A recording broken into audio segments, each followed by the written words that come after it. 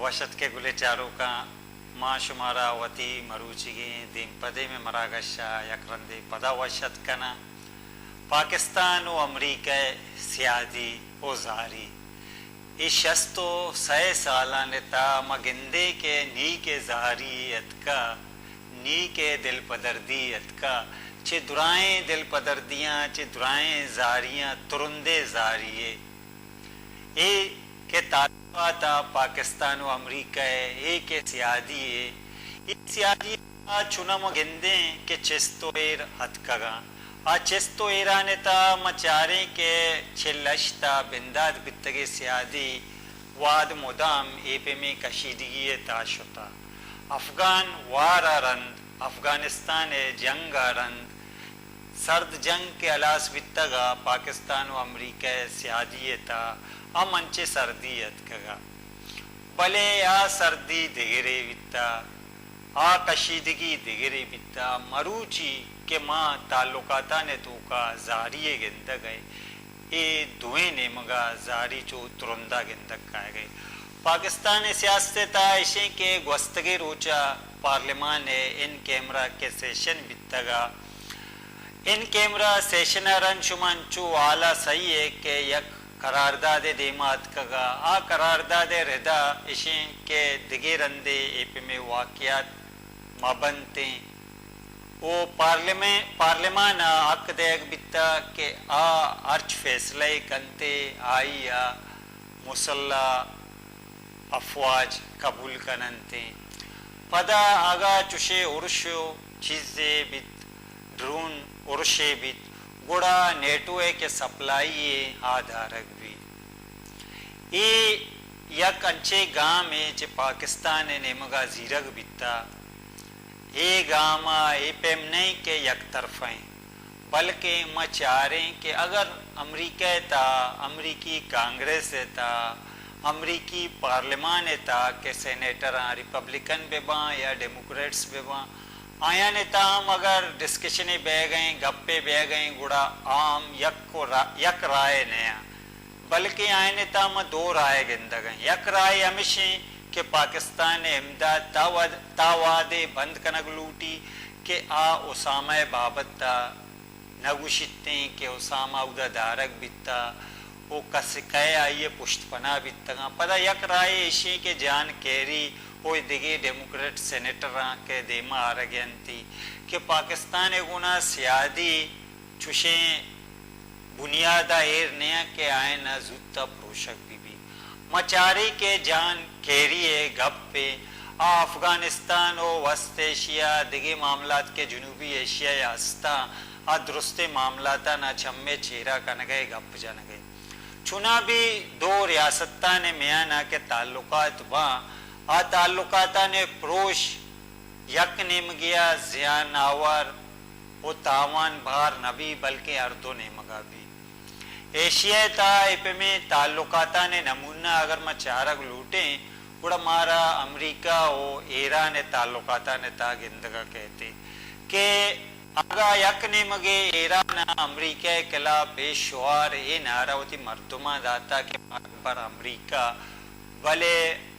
Iran था कि अमा उब्बो वागे गो अमरीका सियादी हस्ते पदा अमरीका ईरान रंद के हर मुश्किलात मिडल ईस्ट वो एशिया के तय तो का रीजन तो का देमात का मैं दे में पदा गप अमदा कहते हैं कि जिक्के रोचा के शपे दो आवादे इजलास इन सेशन इजलास अलास बित्तगा गुड़ा एक अब्बाज है में के पार्लिमान अर्च फैसले कंते आ फैसले सरा द्रो पायबंद बा आ द्रो फैसले आ फैसले दुरुस्ते सल्ला अफवाज मननते इता या गप्पे अंचु देमा कहते कि मुस्लिम लीग नून है सरोक नवाज शरीफा कुता के कारजा पॉलिसी हैं आ कारजा पॉलिसी बायदे पार्लिमान जोड़ बेकनते वो द्रो आइया बेमन ननते ओ या गप्पे ए हम कुतगी के कारजा पॉलिसी ऐसा बा के पार्लिमान कारजा पॉलिसी जोड़ कंते गुड़ा अफगानिस्तान गुना ताल्लुका चेवड़ा इरकनगीगा भारत गुना ताल्लुका चेवड़ा इरकनगीगा अमरीका गुना ताल्लुका चेवड़ा दारगीगा یہ فیصلے حکومت بکنتے پارلیمان بکنتے مگندے کہ یہ گپ چونا بے وزن نہیں بلکہ وزن دارت تھے کہ باید پارلیمان یہ اختیار بیدارت تھے کارجہ پالیسی بابت تو نواز شریف پوچھتا کہ کئی گونا چھ وڑے سیادی دارگی گے آ سیادی اختیار آما مردم بکنا کہ مالک کا ووٹ زیرہ پارلیمان کایا پدا نمائندگی اکے گپا مدام کننتے مگندے کہ آمریت بھی یا جمہوریت بھی ہر زمانہ کا کارجہ پالیسی اسرا ایک گپت کا گا کہ نمائندہ نہ آئی اسرا واقو اختیار نیستیں پمش کا اے وڑے جاورال پیدا بنتے وتی گپا رنترا دیما برے میں گونا ادا تجزیہ کار عامر حسین امرداری کا نہ گئیں کہ آئیے گونا اے گپرپا دیما برے. السلام علیکم عامر حسینی صاحب. وعلیکم السلام. عامر حسینی صاحب جس طرح کہ ہم دیکھتے ہیں کہ کارجہ پالیسی کے حوالے سے مشکلات کافی پیدا ہوتی ہیں. نواز شریف نے بھی کہا ہے کہ کارجہ پالیسی کا حق ہے وہ پارلیمان کو ہونا چاہیے, کس ملک کے ساتھ تعلقات کیسے رکھے جائیں یہ نمائندہ حکومت نمائندہ لوگوں پارلیمان کا حق ہے. آپ اس بارے میں کیا کہتے ہیں؟ دیکھیں آئیڈیل صورتحال میں تو یہ بالکل ایک ٹھیک بات ہے کہ ایک پارلیمنٹ کو ہی ڈیوائز کرنی چاہیے خارجہ پالیسی جی, لیکن پاکستان کے اندر ہم یہ دیکھتے ہیں کہ جمہوریت ایک ٹرانزیشنل پیریڈ سے گزر رہی ہے اور اس ٹرانزیشنل پیریڈ میں جو لوگ اب ان خواہشات کا اظہار کر رہے ہیں کہ پاکستان کی خارجہ پالیسی کو آزاد ہونا چاہیے, ذرا 3 سالوں میں ذرا ان کے میرا خیال ہے طرز عمل اور ان کے اقدامات کو دیکھا جائے تو انہوں نے موجودہ سویلین گورنمنٹ کو کسی بھی کروشل موقع پر ایسی سپورٹ مہیا نہیں کی جس سے کسی آزاد خارجہ پالیسی کی بنیاد رکھی جاتی. عامر حسینی صاحب اگر وہ یہ بات کر رہے ہیں تو وہ کسی تناظر میں کر رہے ہیں کہ جو ان کیمرہ سیشن ہوا پارلیمان کا اس میں ہم نے یہ دیکھا کہ مسلح افواج بھی یہی بات کہہ رہی ہے کہ پارلیمان کی طرف سے جو پالیسی بنائی جائے گی وہ سب کے لیے قابل قبول ہے. تو اس تناظر میں وہ یہ کہہ رہے ہیں, آپ کو نہیں لگتا کہ وہ سیاق و سباق سے ہٹ کر بات نہیں کر رہے؟ دیکھیں مجھے ایک سوال اٹھانا ہے اس موقع پر جو ہمارے مین اسٹریم میڈیا میں بھی کوئی نہیں اٹھا رہا. سوال یہ ہے کہ یہ جو دفاعی کیبنٹ کمیٹی ہے یہ کیا چیز ہے جس میں آپ نے تمام سٹیک ہولڈرز بٹھائے ہوئے ہیں اور اس حوالے سے پارلیمنٹ کیبنٹ کمیٹی یہ جو ڈیفنس کیبنٹ کمیٹی ہے یہ جو کچھ کرتی ہے اس کے حوالے سے کس کو جواب دے. اور دوسری بات یہ ہے کہ میرا سوال پھر بھی اپنی جگہ پہ قائم رہے گا کہ جناب 3 سالوں کے اندر جب بھی موجودہ سویلین گورنمنٹ نے کوئی ایسا قدم اٹھانے کی کوشش کی جو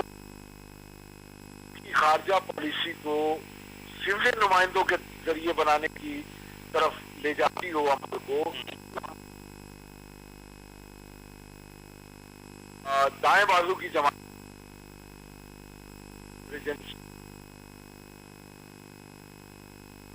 سارے کے سارے وہ لوگ ہیں جنہوں اور اس سے پہلے آئی ایس آئی اور آئی ایس آئی کے انٹرنل ونگ اور آئی بی کو جو ہے وزارت خارجہ کے وزارت داخلہ کے بعد کرنے کے نوٹیفیکیشن کی مخالفت کی تھی. میں یہ سمجھتا ہوں عامر حسینی صاحب جس طرح کے آپ بات کر رہے ہیں یہ بالکل ہی واضح ہے کہ کس نے ماضی میں کیا موقف اختیار کیا. آپ نہیں سمجھتے ہیں کہ اب ایسا وقت آ چکا ہے کہ ان پالیسیز پر نظر ثانی کی جائے, وہ وقت نہیں آیا؟ نہیں, یہ تو اس وقت جو حالات بنا رہے ہیں یہ حالات تو اس طرف جا رہے ہیں کہ یہ سارے مل کے بیٹھ کے آپس میں کوئی پالیسی ڈیوائز کر لیں, لیکن یہاں بہت بڑے بڑے سوال ہیں جو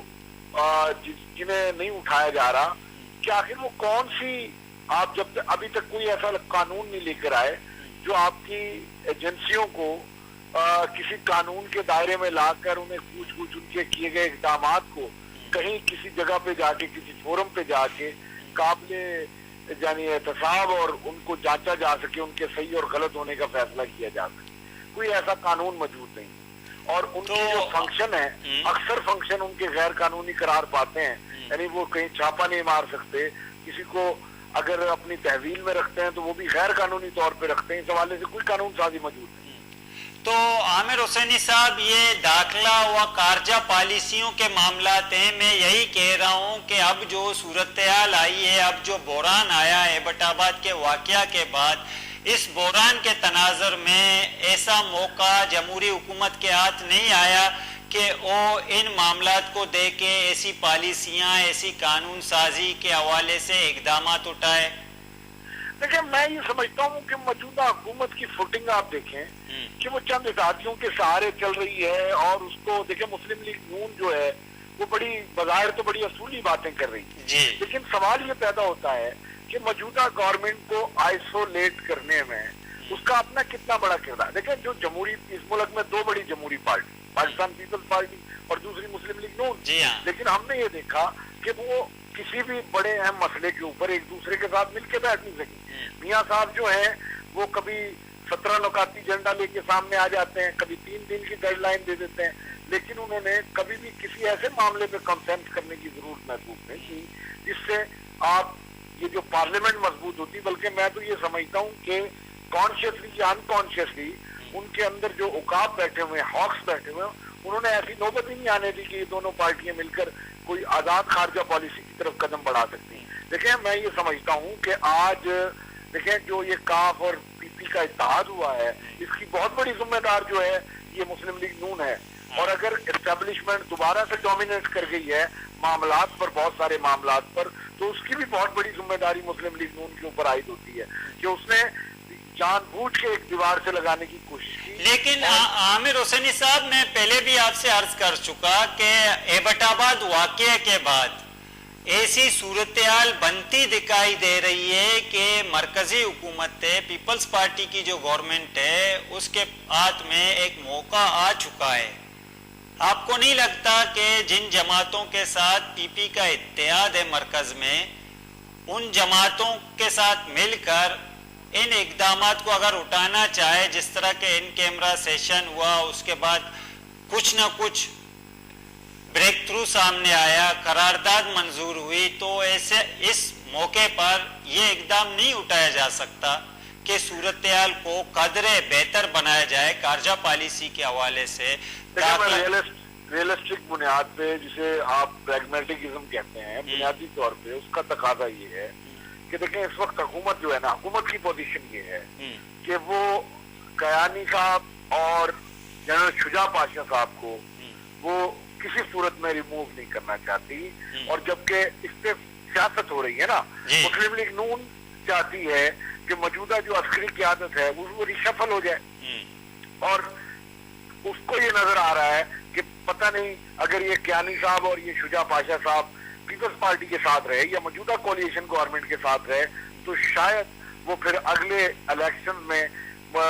جسے یہ کہتے ہیں کہ پنجاب کا اقتدار بھی ان کے پاس نہ رہے. اصل میں آپ اسے چھوڑ دیں کہ یہ جو نعرے بازی ہو رہی ہے, اس کے پیچھے دیکھیں کہ کیا سیاست چل رہی ہے. اس کے پیچھے تو یہ سیاست چل رہی ہے کہ اگر پیپلز پارٹی یا موجودہ گورنمنٹ کیانی صاحب سے جھگڑا مول لیتی ہے, انٹیلیجنس فیلیور کی ذمہ داری اگر وہ جنرل شجاع پاشا کے اوپر ڈالتی ہے یا ایجنسیوں کے اوپر ڈالتی ہے, تو براہ راست محاذرائی شروع ہو جائے گی فوج سے. مجھے آپ یہ بتائیں کہ اس محاذرائی میں کیا مسلم لیگ نون پاکستان پیپلز پارٹی کے ساتھ کھڑی ہوگی, اس حکومت کے ساتھ؟ نہیں, ایسا نہیں ہوگا, بلکہ ایسا ہوگا لیکن عامر حسینی صاحب, جس طرح کہ آپ کہہ رہے ہیں کہ نائلی کے بارے میں, تو ایبٹ آباد کا جو واقعہ ہوا, ایجنسیز نے, انٹیلیجنس اداروں نے یہ بات تسلیم کر لی کہ وہاں نائلی پائی گئی ہے. یہاں محاذ آرائی کا آپ کیسا امکان دیکھ رہے ہو کہ اگر ایسی محاذ آرائی پیدا ہو جائے جس کے بعد پیپلز پارٹی اکیلی رہ جائے؟ محاذ آرائی تو اس وقت پیدا ہو جائے گی جب آپ کسی کو ریشفل کریں گے اور دوسرا بندہ لائیں گے, اور اس بات کی کیا گارنٹی ہے کہ دوسرے بندے کے ساتھ ورکنگ ریلیشن شپ موجودہ پی ایم کی اور ایوان صدر کی اس طرح سے بن سکے جس طرح سے آج کیانی صاحب یا شجاع پاشا صاحب سے بنی. لیکن عامر حسینی صاحب یہ بھی تو ہے نا, جنرل شجاع پاشا نے کل یہ پیشکش بھی کی تھی کہ میں استعفیٰ دینے کو تیار ہوں. لیکن گڈ گیسچر تو ہوتا ہے نا, تیار ہونا اور بات ہوتی ہے, دے دینا اور بات ہوتی ہے. لیکن یہ تو ہے کہ اتنا بڑا واقعہ ہوا, اس واقعے کے پیش نظر انہوں نے یہ آفر کی کہ اگر ایسی صورتحال ہے, نااہلی پائی گئی, بہت سارے مسائل ہیں, تو اگر ایسی صورت میں فرض کریں کہ وہ ریزائن بھی کر دیتے, تو آپ کیا سمجھتے ہیں کہ پیپلز پارٹی کے ساتھ ان اداروں کی محاذ آرائی کا امکان تھا, خدشہ تھا؟ دیکھیں, اگر وہ ریزائن کرتے ہیں تو میرا یہ خیال ہے کہ نیا آنے والا بندہ جو ہے اس کے ساتھ ریلیشن شپ شاید نہ قائم ہو سکے, اور اگر اس مرحلے پر کوئی بندہ ہٹایا جاتا ہے تو میری پریڈکشن یہ ہے کہ پاکستان پیپلز پارٹی کی کولیشن گورنمنٹ براہ راست اسٹیبلشمنٹ کے ساتھ کانفلکٹ میں جائے گی, اور اس کا فائدہ, اور جو اپوزیشن ہے وہ چاہتی ہے کہ اس پچ کے اوپر کھلائے آ کر حکومت کو. اچھا عامر حسینی صاحب, ان کیمرہ سیشن کے بعد جو قرارداد منظور ہوئی, آپ مستقبل میں پاک امریکہ جو تعلقات ہیں آپ ان کو کیسے دیکھ رہے ہیں کہ ڈرون حملے ہیں یا کہ ایبٹ آباد جیسے واقعات, ملا عمر کا واقعہ اگر ہو جائے, کوئٹہ کے حوالے سے ان کے اخبارات میں بیانات آتے رہتے, تو آپ کیا سمجھتے ہیں؟ دیکھیں, اس کو دو طرح سے دیکھنے کی ضرورت ہے کہ پاکستان کو یہ فکر ہے کہ 2014 کے بعد جی جب امریکن فوجیں افغانستان سے انخلا کریں گی تو اس وقت ان کے مفادات کا تحفظ کیسے ہوگا. وہ اپنے تمام تر تعاون کی جو شرائط ہیں 2014 کو دیکھ کر متعین کر رہے ہیں. دوسری طرف امریکن کا مسئلہ یہ ہے کہ وہ یہ سوچ رہے ہیں کہ 2014 میں ہم جب یہاں سے چلے جائیں گے تو یہاں پیچھے جو پار ہیں وہ چاہتے ہیں کہ ان کی اتنی, یعنی ان کی کمر توڑ دی جائے کہ وہ جو افغانستان کے اندر پولیس اور فوج تیار کر کے جا رہے ہیں اس سے نہ لڑ سکیں. وہ بیک بون توڑنا چاہتے ہیں سراج حقانی نیٹ ورک کی, وہ شمالی وزیرستان میں آپریشن چاہتے ہیں, وہ چاہتے ہیں کہ پاکستان کے اندر جن لوگوں کو گڈ طالبان یا اس قسم کی اصطلاح کے تحت جن کو ریزرو فورس کے طور پہ بچایا گیا ہے, پاکستان کی فوج اور پاکستان کے ادارے, انٹیلیجنس ادارے, ان کے خلاف بھی کاروائی کریں. تیسرا بڑا جو اختلاف ہے, دیکھیں بات یہ ہے کہ انہوں نے ایک نئی اسٹریٹجی یہ بنائی کہ تو عامر حسینی صاحب جس طرح کے آپ تجزیہ کر رہے ہیں, اس سے صورتحال یہ بنے گی کہ مستقبل میں آنے والے دنوں میں خوشگوار کے بجائے ہم کشیدہ تعلقاتی دیکھیں گے. دیکھیں, ٹینشن تو رہے گی, لیکن بات یہ ہے کہ ہیٹ اور لو کا رشتہ چلتا رہے گا. لیکن آپ یہ دیکھیں کہ جہاں پاک امریکہ تعلقات میں کہیں سرد مہری ہمیں نظر آتی ہے تو ہمیں اس کے ساتھ ساتھ یہ بھی نظر آتا ہے کہ باہمی تعاون کی باتیں بھی ہو رہی ہیں. اب دیکھتے ہیں کہ وہاں کا ایک بات تو طے ہے, ایک بات دیکھنے کی ضرورت ہے کہ امریکہ کو بھی پاکستان کی ضرورت ہے اور پاکستان کو بھی امریکہ کی ضرورت ہے. دونوں ملک ایک دوسرے کے بغیر, تعاون کے بغیر نہیں چل سکتے. اس تعاون کے پیچھے جو پراکسی وار ہے وہ میرا خیال ہے جاری رہے گی. اور لیکن عامر حسینی صاحب, اس تعاون میں جو یک طرفہ تعلقات, یک طرفہ برتری کی بات ہے, آپ اس کو کیسے دیکھتے ہیں؟ مستقبل میں ایبٹ آباد جیسے واقعات کو آپ کیسے دیکھتے ہو کہ اگر ملا عمر, امریکن نے ایک پیغام بھیجا ہے آپ تک, ایبٹ آباد آپریشن ایک پیغام ہے. اس سے پہلے ریمنڈ ڈیوس کے تحت دیکھیں سی آئی اے نے جو اپنا آپریٹو نیٹ ورک پاکستان کے اندر قائم کیا ہے, وہ براہ راست اور ڈرون اٹیکس میں جو تیزی آئی ہے وہ ایک طرح سے پاکستان کو یہ پیغام ہے کہ اگر آپ کاروائی نہیں کریں گے ٹیررسٹوں کے خلاف, دہشت گردوں کے خلاف اور امریکن مفادات کو نشانہ بنانے والے عناصر کے خلاف, تو پھر ان کے خلاف ہم کاروائی کریں گے. سوچنا آپ کو یہ ہے کہ آپ نے ہمارا ساتھ دینا ہے یا ڈائریکٹ ایگریشن میں آنا ہے. پاکستانی ریاست کے حکمرانوں کا موقف ہے وہ یہ موقف ہے کہ وہ یہ چاہتے ہیں کہ ایمیکیبلی اس مسئلے کو حل کیا جائے. لیکن میں آپ کو ایک بات بتا دوں کہ پاکستان کے سیولین حکمران اگر کچھ کرنا بھی چاہتے ہیں آزادانہ طور پہ, تو میرا خیال ہے گراؤنڈ ریئلٹیز میں ان کے پاس اتنی سپیس نہیں ہے کہ وہ آزادانہ طور پہ کچھ ایسے فیصلے لے سکیں جس سے ٹینشن میں کمی. عامر حسینی صاحب آپ کا بہت بہت شکریہ. بولے چاروں کا مائدہ زیر بریک رنش میں دے مساڑی میں